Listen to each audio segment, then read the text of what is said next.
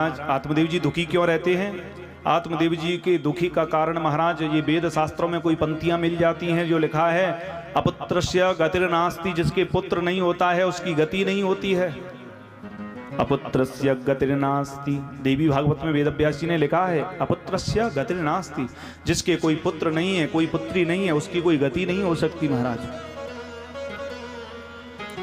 लेकिन इसका मतलब ये नहीं है महाराज, ये कहां तक प्रमाण है इसको जब शास्त्रों का आलोड़न करेंगे तब समझ में आएगा।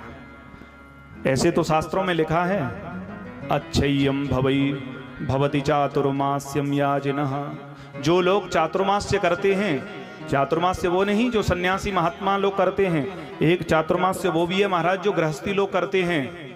एक साल में 4 दिन का चातुर्मास्य होता है, वो हर 3 महीने बाद एक पूर्णिमा के दिन किया जाता है वो चातुर्मास्य। और उस चातुर्मास्य का फल क्या है तो कहे अच्छय्यम भवई भवति चातुर्मास्यम याजना, कोई एक बार चातुर्मास्य कर लेगा तो अच्छे फल की प्राप्ति होगी।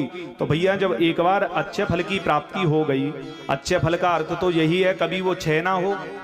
जब अच्छे फल मिल गया तो फिर श्रुति ने आगे कहा संवत्सरेण संवत्सरेण चातुर्मास्येन यजेत, बोले हर संवत्सर हर वर्ष आपको चातुर्मास्य करना है। जब एक ही वर्ष में अच्छे फल मिल गया तो फिर हर वर्ष क्यों करें?